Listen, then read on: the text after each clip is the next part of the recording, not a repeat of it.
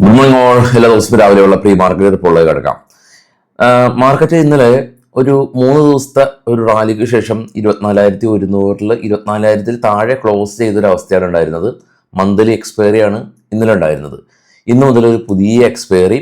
അപ്പോൾ അതിനിടെ നമുക്ക് കേട്ട ഒരു പുതിയ വാർത്ത, UAE ഒപ്പക്ക് ആ ഒരു ലിസ്റ്റിൽ നിന്ന് പിന്മാറി എന്നുള്ള ഒരു വാർത്തയാണുള്ളത്. ഒപ്പക്ക് എന്ന് പറഞ്ഞു കഴിഞ്ഞാൽ ഓയിൽ മാനുഫാക്ചർ ചെയ്യുന്ന, പ്രൊഡ്യൂസ് ചെയ്യുന്ന രാജ്യങ്ങളുടെ ഒരു സംഘടനയാണ്. സൗദി, കുവൈത്ത്, ഇറാൻ, UAE ഉൾപ്പെടെയുള്ള ഒരുപാട് മെയിൻ രാജ്യങ്ങൾ ഇതിലുണ്ട്. അപ്പോൾ ഈ ഒരു രാജ്യത്തിൽ നിന്ന് UAE പിന്മാറുമ്പോൾ UAEക്ക് സ്വതന്ത്രമായി അവർക്ക് ഇഷ്ടമുള്ള രീതിയിൽ ഓയിൽ പ്രൊഡക്ഷൻ കൂട്ടാനും കുറയ്ക്കാനും ഉള്ള ഒരു അധികാരം കിട്ടാണ്. നിലവിലെ സാഹചര്യങ്ങളിൽ ഒപ്പക്ക് സംഘടനയാണ് തീരുമാനിക്കുന്നത്. പല സമയങ്ങളിലും ഈ ക്രൈസിസ് ഉണ്ടാകുമ്പോൾ ഒപ്പക്ക് രാജ്യങ്ങൾ ഓയിൽ പ്രൊഡക്ഷൻ കുറച്ചാണ് ഈ ഒരു ഓയിലിൻ്റെ പ്രൈസ് സ്റ്റേബിളായിട്ട് നിലനിർത്തുന്നത്.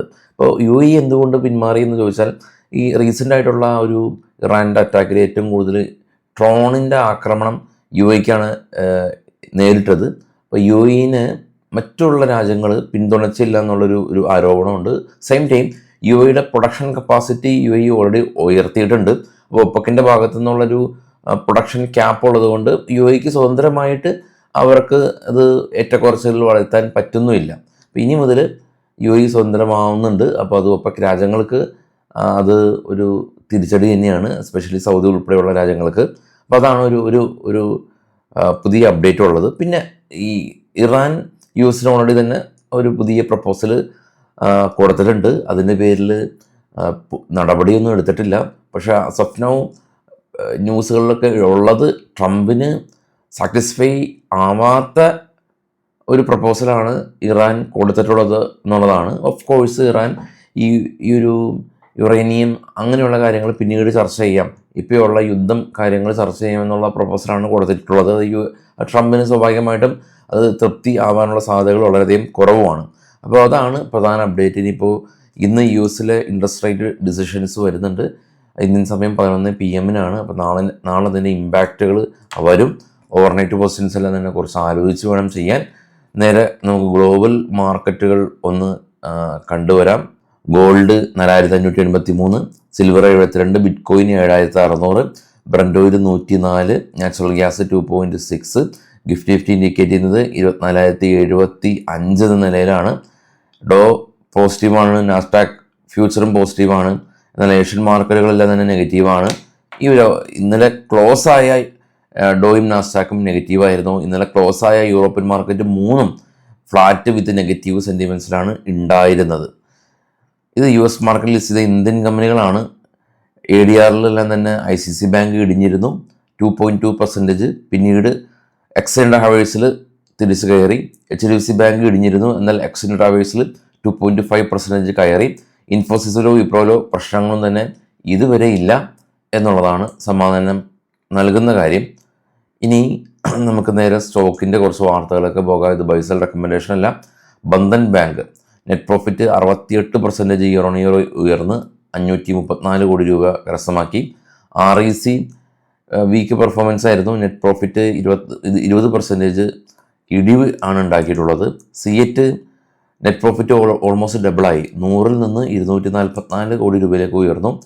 Garden reach ship builders company net profit 24% ഉയർന്നു, 244 നിന്ന് 303 കോടി രൂപയിലേക്ക് ഉയർന്നു. റവന്യൂ 29% ഉയർന്നു. സ്റ്റാർ ഹെൽത്ത് ഇവർ നെറ്റ് പ്രോഫിറ്റ് 111 കോടി രൂപ ഉയർന്നു. ഏകദേശം 1 കോടി രൂപയിൽ നിന്നാണ് പ്രോഫിറ്റ് ഉയർന്നത്. AVL agri business net profit അവർ 190 നിന്ന് 292 കോടി രൂപയിലേക്ക് ഉയർന്നു. Go digit general insurance company net premium അവരുടെ 7% ഉയർന്നിട്ടുണ്ട്. നെറ്റ് പ്രോഫിറ്റും 20% ഉയർന്നിട്ടുണ്ട്. Sanofi consumer net profit 35% year on year ഉയർന്നിട്ടുണ്ട്. റവന്യൂ ഉയർന്നിട്ടുണ്ട്. ഭാരത് ഹെവി ഇലക്ട്രിക്കൽ കമ്പനി ഇവർ BHEലായിട്ടൊരു പുതിയ ബിസിനസ് കോൺട്രാക്റ്റ് സൈൻ ചെയ്തു. എൻവിറോ ഇൻഫ്ര ഇവരും ഒരു സുരോഗ് ഊർജ കമ്പനീനെ 311 കോടി രൂപയ്ക്ക് അക്യൂർ ചെയ്തു. മദേഴ്സൺ സുമി നെറ്റ് പ്രോഫിറ്റ് ഫ്ലാറ്റാണ്, 1% ഉയർന്നു. എന്നാൽ റവന്യൂ 32% ഉയർന്നു. Canara HSBC life net profit 9% ഉയർന്നു. ഓറിയൻ്റ് സിമെൻറ്റ് നെറ്റ് പ്രോഫിറ്റ് 31% ഉയർന്നിട്ടുണ്ട്. ഗ്രീൻ പേ ഇൻഡസ്ട്രീസ് നെറ്റ് പ്രോഫിറ്റ് 86% ഉയർന്നു. ബ്ലൂ ക്ലൗഡ് സോഫ്റ്റ്ടെക് കമ്പനി ഇവർ GCIB ആയിട്ടൊരു പുതിയ ബിസിനസ് കോൺട്രാക്ട് സൈൻ ചെയ്തു. BHEL കമ്പനിക്ക് ഒരു നേവൽ ടെക്നോളജി ഓർഡർ കിട്ടിയതായിട്ടുള്ള ന്യൂസ് ഉണ്ട്. ഓപ്പൺ ഇൻട്രസ്റ്റ് നോക്കുമ്പോൾ സ്പോട്ട് 24,000 എന്ന റേഞ്ചിലാണുള്ളത്. മേജർ സപ്പോർട്ടായിട്ട് ഇപ്പോൾ ഉള്ളത് 23,000 ആണ്. 23,500 സപ്പോർട്ടുണ്ട്.